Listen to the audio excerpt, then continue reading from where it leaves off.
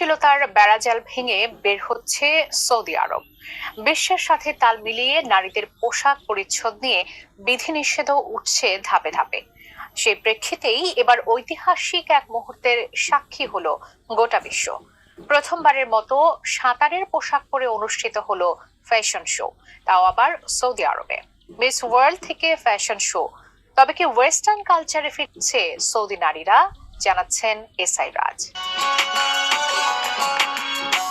প্রথমবারের মতো আরব ভূমিতে সাঁতারের পোশাক পরে অনুষ্ঠিত হলো ফ্যাশন শো, তাও আবার ইসলামের পুণ্যভূমি খোদ সৌদি আরবে।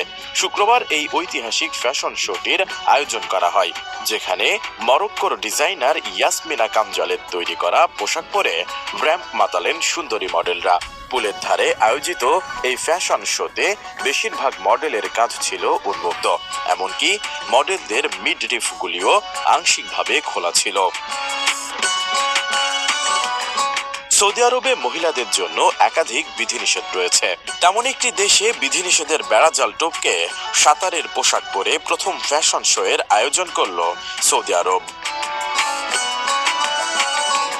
শুক্রবার সাঁতারের পোশাকের মডেলদের সমন্বিত প্রথম ফ্যাশন শো এর আয়োজন করা হয়েছিল, যেখানে নারীদের শরীর ঢাকার পরিবর্তে উন্মুক্ত সুইমিং কস্টিউমে র্যাম্প মাতালেন সুন্দরী মডেলরা। সৌদিতে উদযাপিত হচ্ছে রেড সি ফ্যাশন উইক। শুক্রবার ছিল তার দ্বিতীয় দিন, আর সেখানেই এই বিশেষ শো এর আয়োজন করা হয়।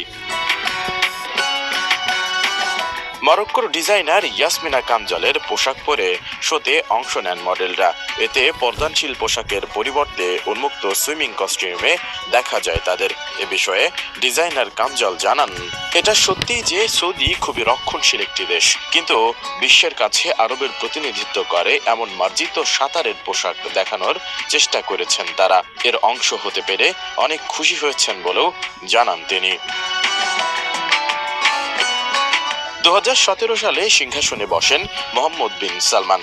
তার হাত ধরে এরই মধ্যে অনেক পুরনো সংস্কার ত্যাগ করে একটু একটু করে আধুনিক হচ্ছে সৌদি আরব। নরম হচ্ছে সেখানকার কঠোর নিয়ম কানুনও। যেমন চলতি বছরেই প্রথমবারের মতো বিশ্ব সুন্দরীর মঞ্চে প্রতিযোগী হয়েছিলেন সৌদি নারী।